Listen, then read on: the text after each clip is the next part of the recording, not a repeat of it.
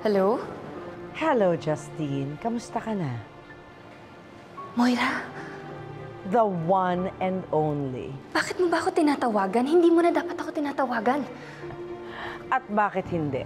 You are still part of my squad. Hindi mo na ako kakampi. Kaya pwede ba, tigilan mo na ako. Pinaghihinalaan na ako nila Annalyn. Alam mo, hanggat wala silang matibay na ebidensya, mamatay na sila sa hinala nila. I have to go. Huwag mo akong bababaan ng telepono. Lahat ng mga kasabot ko, hindi ako pwedeng iwan. Kapag ginawa mo yon, idadawit kita. Kayo ng daddy mo. Malalaman ng lahat ang hidden agenda nyo sa Apex. And what's more, sasabihin ko na magkasabot tayo. So, Justine, you better behave. Unless gusto mong mabaling sa'yo ang spotlight. Ano ba, Moira? Pwede ba tigilan mo na muna to? Magpalamig ka muna. Palipasin mo naman yung birthday ni Annalyn.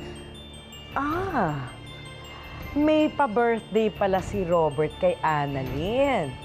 Well, then that seems the perfect opportunity para i-launch ang pasabog ko. What? Ikakalat ko lang naman ang Moriatic acid virus. Come on, wag mo naman sirain yung special day ni Annalyn. Mabuti nga sila. Birthday lang ang masisira. Eh kami na anak ko, buong buhay na namin ang sinira nila. Anong gagawin mo? Gagawin natin. Hindi kita tutulungan. Ayokong madamay dyan. Paulit-ulit, Justine. Ilang beses ko bang dapat ipaalala sa'yo na kapag hindi ka sumunod sa akin, malalagot ka. Hawak na kita sa leeg, Justine. No! Hindi ko pwedeng gawin yan kasi nandun yung nanay ko. Madadamay siya. Anyway, madali lang naman papagawa ko sa'yo eh.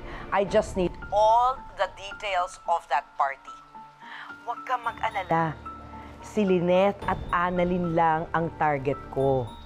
Hindi kayo madadamay ng mami mo. I swear.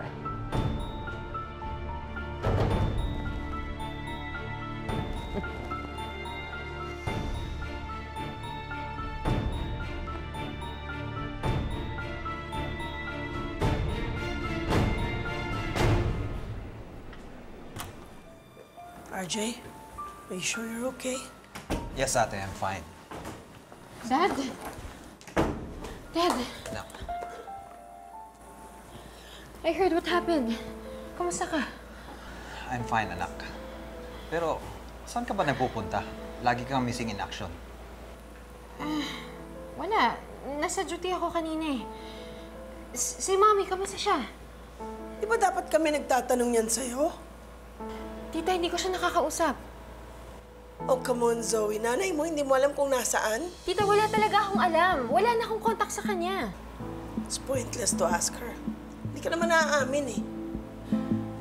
You know what, RJ? I like Carlos. Naipit, gumawa ng paraan. Binukot, ibinunyag lahat ng kasalanan ni Moira. Kaya ikaw, Zoe, mag-ingat ka. Dahil kapag naipit ang nanay mo, malamang ilalaglag ka niya.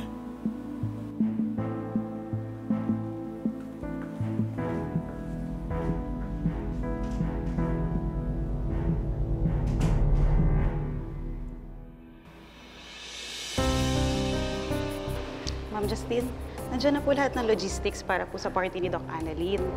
Okay, sige. Thank you. Sure po ba kayo na po mag-organize dyan? Medyo matrabaho po yan. No, it's okay. Ako nang bahala dito. Alam ko naman na masyado kang busy. Tsaka, di ba may sakit pa yung mom mo? Ako nang bahala. Thank you, ma'am. Sige po. Thank you.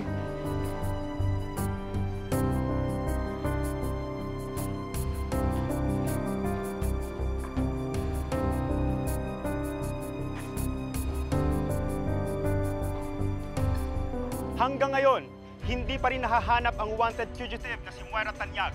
Kahapon lang ay di sinasadyang inamin ni Mrs. Tanyag ang krimeng nagawa niya sa yumaong businessman na si Joselito Pepe Tanyag sa live video na pakana ni Dr. Carlos Benitez na isa ring wanted fugitive.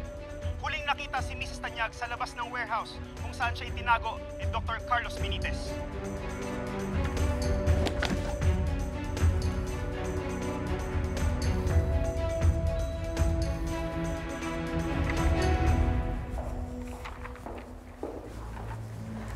Justine! Alam mo, tibay mo din, no? Gipit na gipit ka? Nagsasabi mo? Tama nga yung sinabi ko. Patiban mo yung budget sa party ni Annalyn. Ibubusa mo. Excuse me? Gusto ko lang gawing special yung birthday party ni Annalyn. Oh, come on. You and Annalyn are not in good terms. Alam mo, kung may binabala ka, huwag mo nang ituloy yan dahil ako ang makakalaban mo. Huwag kang hipokrita, Zoe. Dahil kayong dalawa ng mommy mo ang may binabalak sa birthday ni Annalyn. What? Ano yung narinig ko? Anong plano ni Moira tsaka ni Zoe sa party ni Annalyn?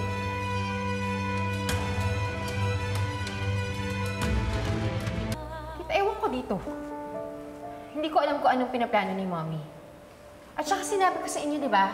Wala na akong contact sa kanya, hindi ko siya nakakausap. Kaya pwede ba, Justine? Huwag kang mag-imbento dyan. Justin, ano pa alam mo? Nothing.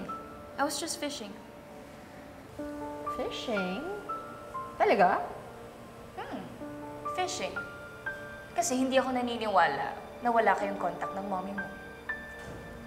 Talaga? Eh, bakit Gina G ka mag-organize ng party ni Annalyn? You did that? Organize Annalyn's party? Why? Para makabawi ako. Para magkabati na kami ni Annalyn. Kahit na pinagbibintangan niya ako na nagnanakaw ako sa company, pinsan ko pa rin naman siya. And I still want the best for her. Pero kung mamasamain niyo yung pag-organize ko, edi okay, hindi ko natutuloy. No. Do it. That's a good thing. Huwag ka maniniwala sa mga negative dyan. Ikaw, Zoe, tigil-tigilan mo yung mga paratang mo, ha? Other people may perceive your behavior as a form of projection, which is actually a defense mechanism. And by the way, pareho kami ni Justin. Hindi ako naniniwalang wala ka ng contact sa nanay mo.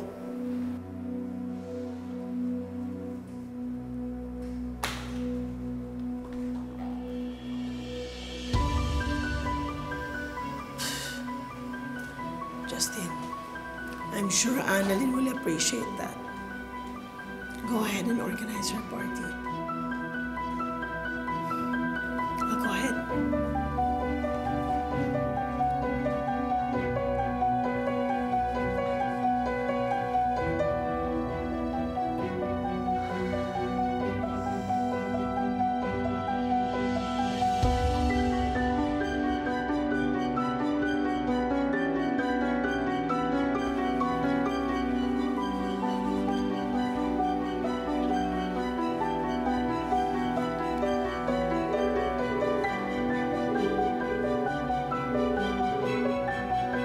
Nagawa ko na.